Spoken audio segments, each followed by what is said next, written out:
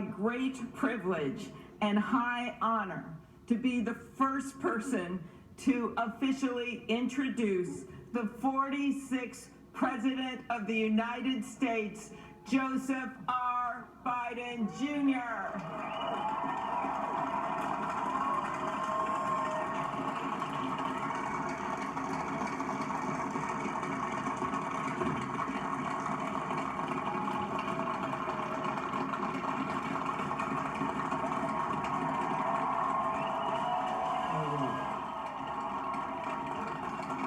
Chief Justice Roberts, Vice President Harris, Speaker Pelosi, Leader Schumer, Leader McConnell, Vice President Pence, my distinguished guests, my fellow Americans. This is America's day. This is democracy's day. A day of history and hope, of renewal and resolve. Through a crucible for the ages, America has been tested anew, and America has risen to the challenge. Today, we celebrate the triumph not of a candidate, but of a cause, the cause of democracy.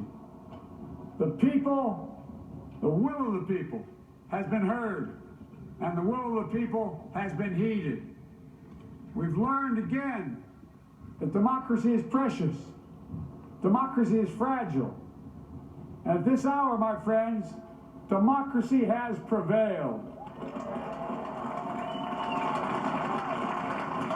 So now, on this hallowed ground where just a few days ago, violence sought to shake the Capitol's very foundation, we come together as one nation, under God, indivisible, to carry out the peaceful transfer of power as we have for more than 2 centuries. As we look ahead in our uniquely American way, restless, bold, optimistic, and set our sights on the nation we know we can be and we must be. I thank my predecessors of both parties for their presence here today. I thank them from the bottom of my heart. And I know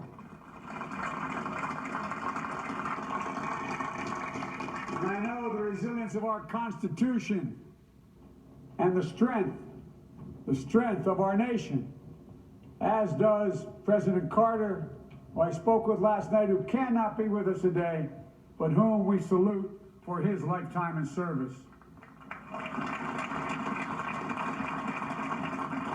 I've just taken the sacred oath each of those patriots have taken. The oath first sworn by George Washington. But the American story depends not on any one of us, not on some of us, but on all of us, on we the people who seek a more perfect union. This is a great nation. We are good people. And over the centuries, through storm and strife, in peace and in war, we've come so far. But we still have far to go. We'll press forward with speed and urgency, for we have much to do in this winter of peril and significant possibilities.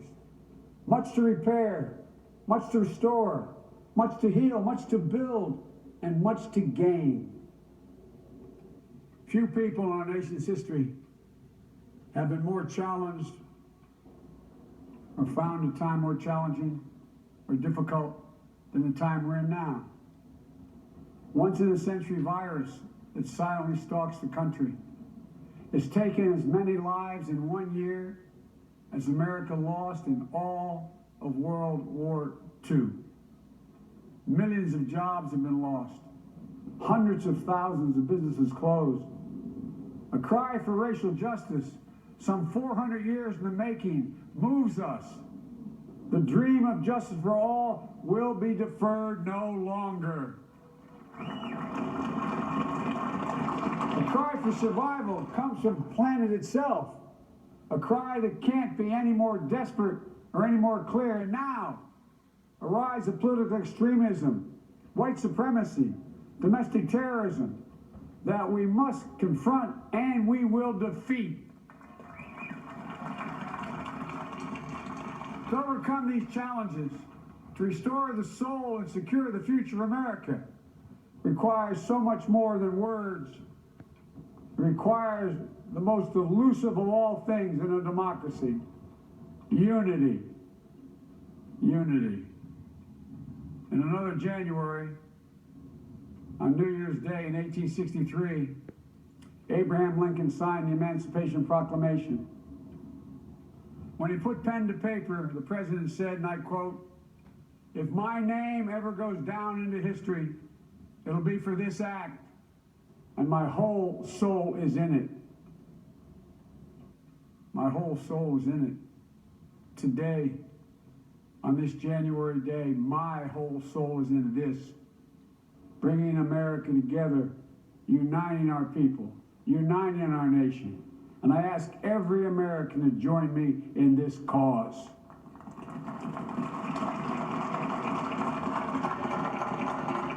Uniting to fight the foes we face: anger, resentment and hatred, extremism, lawlessness, violence, disease, joblessness, and hopelessness.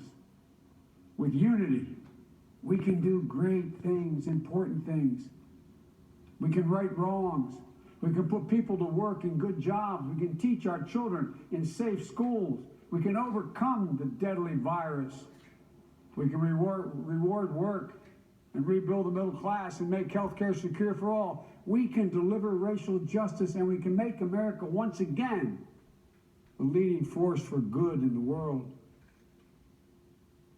I know speaking of unity can sound to some like a foolish fantasy these days. I know the forces that divide us are deep and they are real. But I also know they are not new.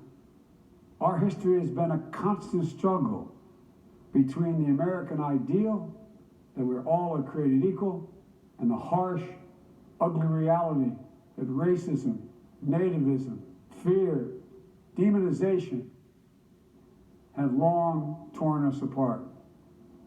The battle is perennial, and victory is never assured.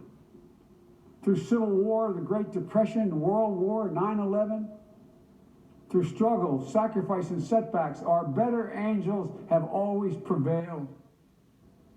In each of these moments, enough of us have come together to carry all of us forward. And we can do that now. History, faith, and reason show the way of unity. We can see each other not as adversaries, but as neighbors. We can treat each other with dignity and respect. We can join forces, stop the shouting, and lower the temperature. For without unity, there is no peace, only bitterness and fury. No progress, only exhausting outrage. No nation, only a state of chaos. This is our historic moment of crisis and challenge. And unity is the path forward. And we must meet this moment as the United States of America. If we do that, I guarantee you we will not fail. We have never, ever, ever, ever failed in America when we've acted together. And so today, at this time, in this place, let's start afresh, all of us. Let's begin to listen to one another again, hear one another, see one another, show respect to one another. Politics doesn't have to be a raging fire, destroying everything in its path. Every disagreement doesn't have to be a cause for total war. And we must reject the culture in which facts themselves are manipulated and even manufactured.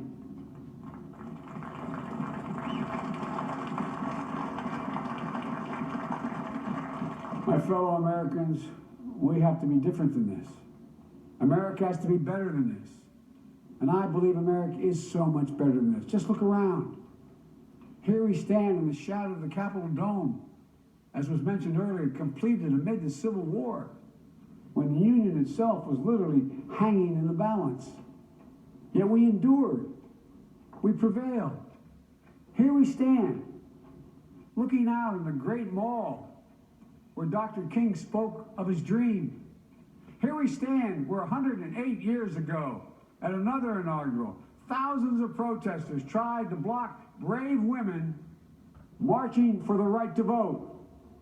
And today, we mark the swearing in of the first woman in American history elected to national office, Vice President Kamala Harris.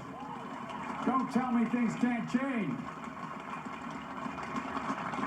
Here we stand, across the Potomac from Arlington Cemetery, where heroes who gave the last full measure of devotion rest in eternal peace.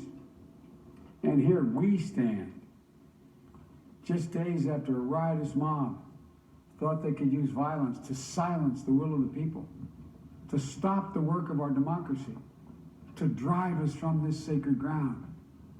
It did not happen. It will never happen. Not today, not tomorrow, not ever. Not ever.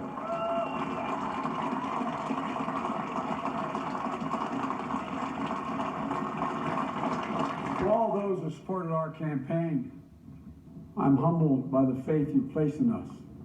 To all those who did not support us, let me say this.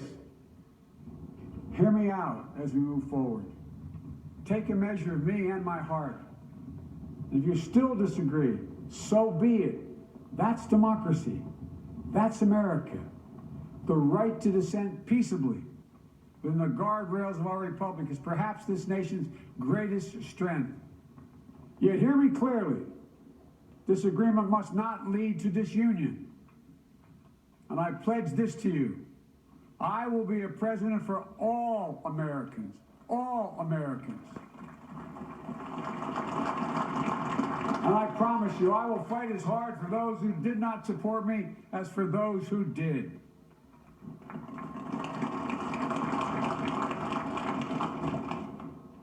Many centuries ago, St. Augustine, a saint of my church, wrote that a people was a multitude defined by the common objects of their love. Defined by the common objects of their love. What are the common objects we as Americans love that define us as Americans? I think we know. Opportunity, security, liberty, dignity, respect, honor, and yes, the truth. Recent weeks and months have taught us a painful lesson. There is truth and there are lies. Lies told for power and for profit. And each of us has a duty and a responsibility as citizens, as Americans, and especially as leaders. Leaders who have pledged to honor our Constitution and protect our nation, to defend the truth and defeat the lies. Look, I understand that many of my fellow Americans view the future with fear and trepidation. I understand they worry about their jobs. I understand, like my dad, they lay at bed staring at night, staring at the ceiling, wondering, can I keep my health care? Can I pay my mortgage? Thinking about their families, about what comes next. I promise you, I get it. But the answer is not to turn inward, to retreat into competing factions, distrusting those who don't look like you, or worship the way you do, or don't get their news from the same sources you do. We must end this uncivil war that pits red against blue, rural versus urban, or rural versus urban, conservative versus liberal. We can do this if we open our souls instead of hardening our hearts, if we show a little tolerance and humility, and if we're willing to stand in the other person's shoes, as my mom would say, just for a moment, stand in their shoes. Because here's the thing about life. There's no accounting for what fate will deal you. Some days when you need a hand. There are other days when we're called to lend a hand. That's how it has to be. This is what we do for one another. And if we are this way, our country will be stronger, more prosperous, more ready for the future. And we can still disagree. My fellow Americans, in the work ahead of us, we're going to need each other. We need all our strength to persevere through this dark winter. We're entering what may be the toughest and deadliest period of the virus. We must set aside politics and finally face this pandemic as one nation. One nation. And I promise you this, as the Bible says, weeping may endure for a night, but joy cometh in the morning. We will get through this together. Together. Look, folks, all my colleagues I serve with in the House and the Senate up here, we all understand the world is watching all of us today. So here's my message to those beyond our borders. America has been tested, and we've come out stronger for it. We will repair our alliances and engage with the world once again. Not to meet yesterday's challenges, but today's and tomorrow's challenges. And we'll lead not merely by the example of our power, but by the power of our example.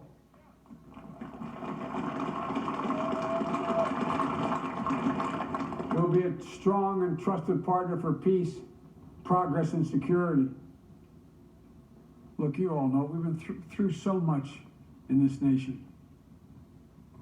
And my first act as president, I'd like to ask you to join me in a moment of silent prayer. Remember all those who we lost in this past year to the pandemic. Those 400,000 fellow Americans, moms, dads, husbands, wives, sons, daughters, friends, neighbors, and co-workers. We'll honor them by becoming the people and the nation we know we can and should be.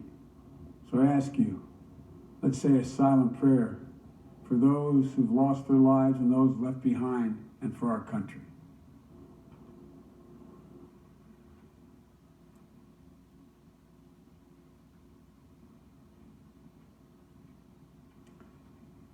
Amen. Folks, this is a time of testing.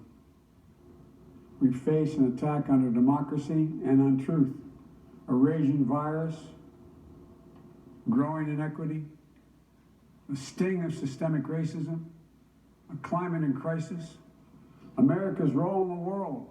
Any one of these would be enough to challenge us in profound ways.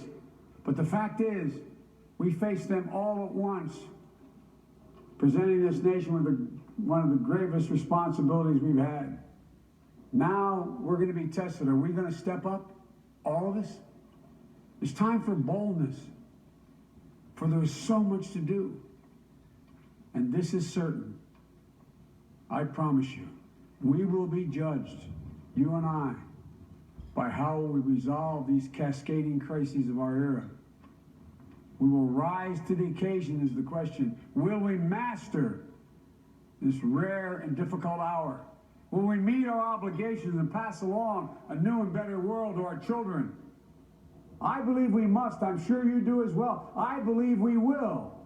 And when we do, we'll write the next great chapter in the history of the United States of America, the American story. A story that might sound something like a song that means a lot to me. It's called American Anthem. There's one verse that stands out, at least for me, and it goes like this. The work and prayers of century have brought us to this day. What shall be our legacy? What will our children say? Let me know in my heart when my days are through.